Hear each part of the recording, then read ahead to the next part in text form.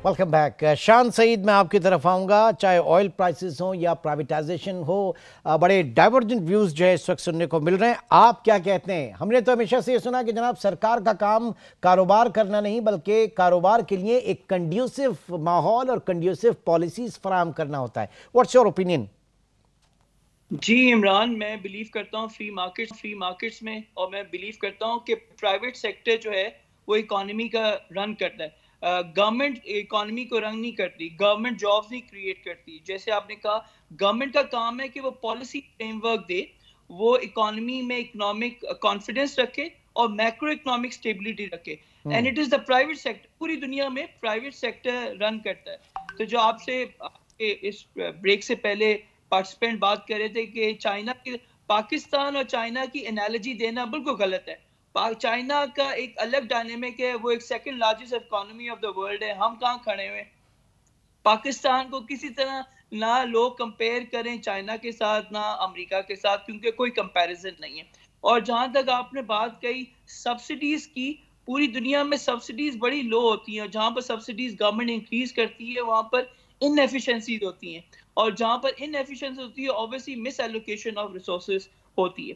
तो अगर हमने पाकिस्तान की इकोनॉमी को आगे लेके चलना है तो उसका एक ही सोल्यूशन है जो पूरी दुनिया में, मैं मलेशिया में रहता हूँ और मैंने जो देखा है पिछले 10-12 साल में, उन्होंने अपने लोगों को तालीम दी है। और हम भी पाकिस्तान में अगर हमने अपनी इकोनॉमिक डेस्टिनी चेंज करनी है, we have to invest in female education. जो भी सक्सेसफुल इकोनॉमीज हैं इंक्लूडिंग चाइना में फीमेल लिटरेसी रेट जो है वो 99% है। चाइना में कोई पॉवर्टी नहीं है। पाकिस्तान में पॉवर्टी क्या खड़ी है वो आप खुद पढ़ सकते हैं। तो जिस मुल्क ने अपनी औरतों की तालीम पे फोकस किया है, वियतनाम हमारे से पीछे था, इंडोनेशिया हमारे से पीछे था, सिंगापुर पीछे था, मलेशिया पीछे था, साउथ कोरिया पीछे था, जापान पीछे था। वो सारे मुल्क आज आगे इसलिए निकले हैं क्योंकि उन्होंने अपनी औरतों की तालीम पे फोकस किया। और जिस मुल्क में औरतों की तालीम पे ज्यादा फोकस किया जाए, वहाँ का जीडीपी भी इंक्रीज होता है, वहाँ की पर कैपिटा भी इंक्रीज होती है, और वहाँ की प्रोडक्टिविटी भी इंक्रीज होती है। तो अगर हमने पाकिस्तान को अगले 5-10 साल में इकोनॉमिक डेस्टिनी पाकिस्तान की चेंज करनी है, तो हमें अपने लोगों को तालीम देनी है, स्पेशली फीमेल्स को। Your point sticking. Your point sticking. I would like to add on to it. जनाब, आपने कहा कि we should not compare with China, और फिर आपने खुद ही ने कहा कि चाइना भी एक गरीब मुल्क था, जापान भी था। देखें तो how did they develop? आज आपने खुद ने सिंगापुर की मिसाल दी, मगर सिंगापुर में भी मिक्स्ड इकोनॉमी है। We should work on a mixed economy where government and private sector should work together, so the burden of tax is not only to the citizens. हमारे यहाँ 1947 से अगर हम ले 60s का दौर अच्छा क्यों था? क्योंकि एक जगह पे प्राइवेट सेक्टर काम कर रहा था, एक जगह पे गवर्नमेंट कर रही थी। यही पीआईए थी जो वर्ल्ड में कहा जाता था great people to fly with. यही एमिरेट्स है जो पाकिस्तान के अंदर उन्होंने ई के क्यों लिखते हैं कि Emirates and Karachi was the main hub, they started with it. We have potentials, we have to change our vision, हमारी सोच कि हम नहीं कर सकते, हम गरीब मुल्क है। गरीब मुल्क जापान भी था, हमने जापान को पैसे दिया, आज भी वो हमारा एहसान मानते हैं। चाइना के साथ हमने सपोर्ट किया, सऊदीया को सपोर्ट किया। Then what was the reason कि हम डाउनवर्ड ट्रेंड में आए?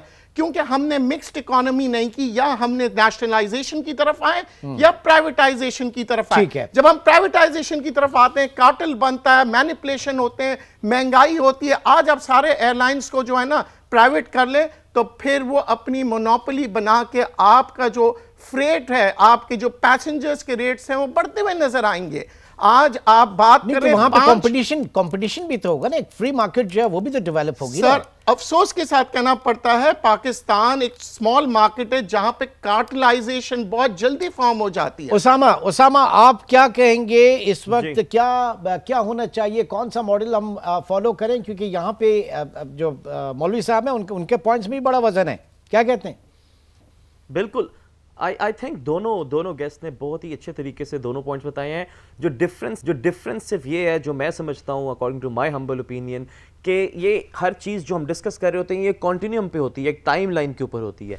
आप देखें, जो इन्फेंट इंडस्ट्री का हाइपोथेसिस है, जिसके अंदर आप इंडस्ट्रीज़ को शुरू में प्रोटेक्ट करते हैं, ये प्रोटेक्शनिज्म है, ये शायद ज़्यादा लोगों को ना पता हो, और आने के लिए ये ब्रिटिश empire, جب وہ جو اب free trade کے champions بنتے ہیں, یہ ان کے ایک minister نے دیا تھا کہ infant industries کو protect کرنا چاہیے شروع میں, اور آہستہ آہستہ جب وہ اس لیول پہ پہنچ جائے, میچورٹی پہ پہنچ جائیں, تو پھر you open them to competition.